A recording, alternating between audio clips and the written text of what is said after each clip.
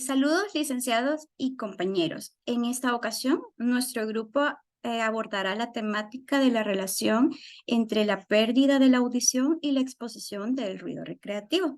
Para eso se nos proporcionó un artículo en donde verificamos un estudio descriptivo, ciego, observacional y transversal en ciertos pacientes que acudieron a una división de otorrinolaringología. Este estudio tenía como objetivo poder determinar la relación entre la exposición al ruido recreativo y la pérdida de la audición por medio de un estudio audiométrico, pero también poder detectar cuáles eran estos síntomas que los pacientes experimentaban después de la exposición y poder dilucidar si había una asociación entre la duración de estos síntomas y las alteraciones audiométricas que los cuales fueron medidas. Para eso la compañera Jennifer nos va a ampliar un poco más a detalle en qué consistió ese estudio. Sí, gracias. Recordemos que ahora con el advenimiento de la tecnología hay mayor disponibilidad para poder acceder a reproductores de audio y esto ha potenciado que estemos expuestos a ruidos más intensos por tiempo más prolongado. En este artículo se trata de determinar la relación que existe entre la exposición a estos ruidos y la pérdida de la audición.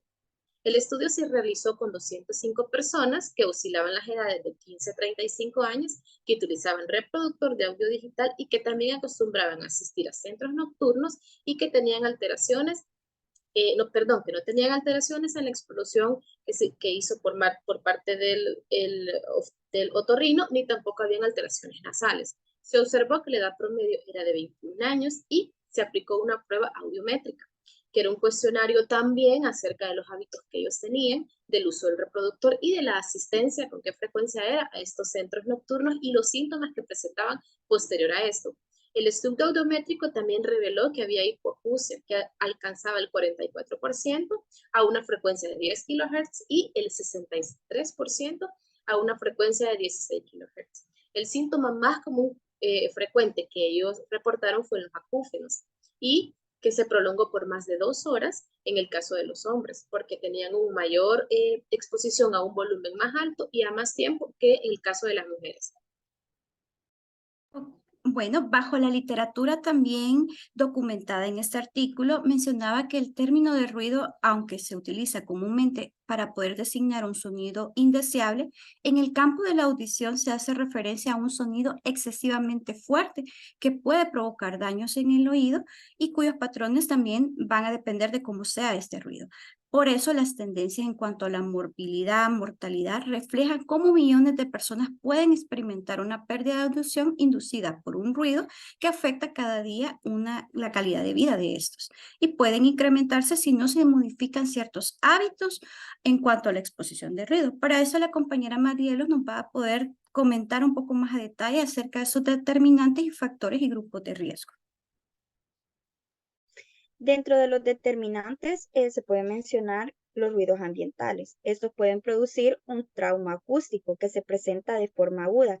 Sin embargo, la pérdida de audición inducida por el ruido, a diferencia del trauma acústico, ocurre con el paso de los años y es causada por una exposición que regularmente supera los 90 dBA.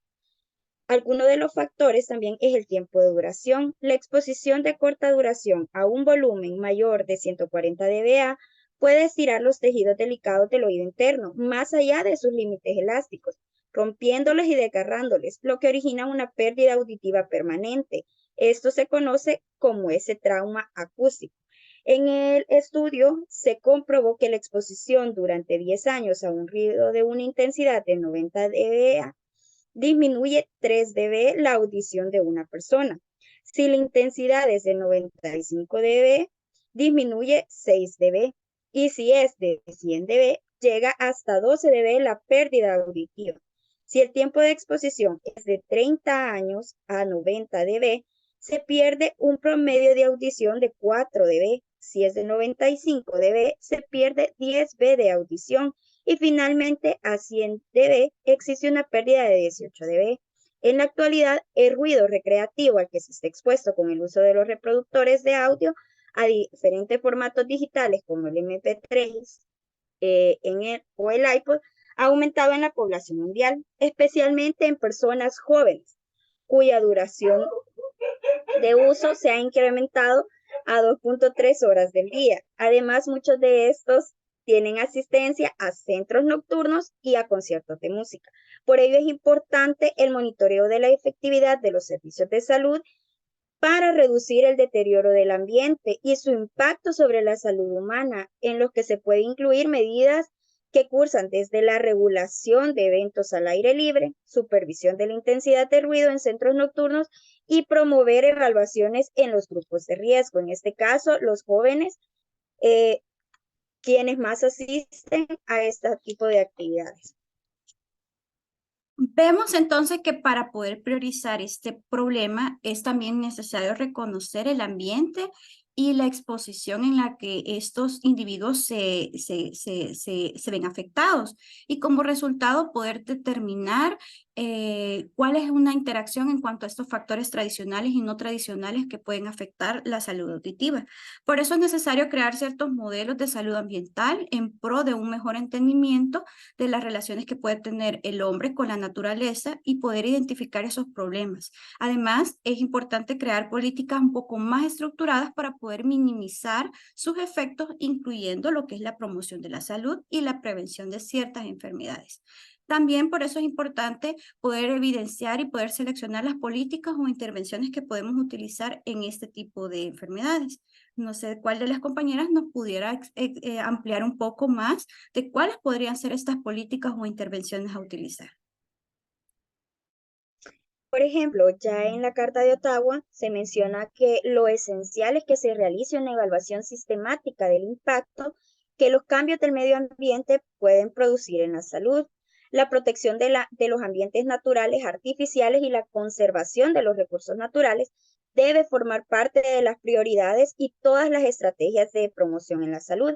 Aquí se incluyen tanto los ambientes limpios y una mejora en la salud de la población con el diseño de estas políticas más justas para luchar contra la desigualdad y la pobreza y promover un desarrollo sustentable, así como la creación de entornos saludables, incluyendo los aspectos de ruido y sonido que pueden ser una contaminación auditiva y generar enfermedades a largo plazo, tanto debido a la exposición a estos.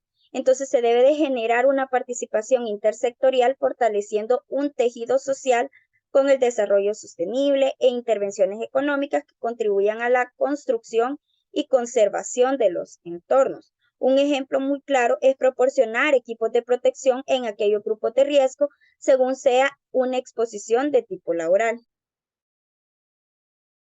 Ok, ya para concluir, quizás como una parte de una adecuada gestión a nivel ambiental, pues también se requiere, aparte de la implementación de estas medidas o de estas intervenciones, también tener un control sanitario, para lo cual es importante también mencionar cuáles pueden ser estas medidas o estas gestiones que podemos utilizar para su medición.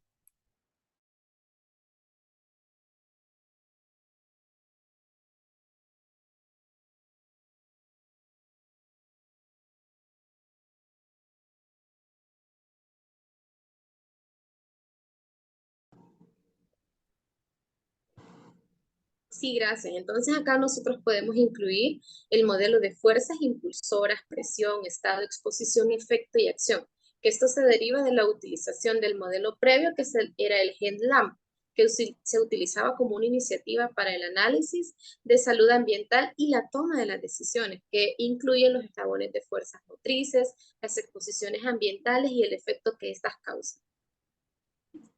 Bueno, con esto finalizamos entonces esta pequeña discusión.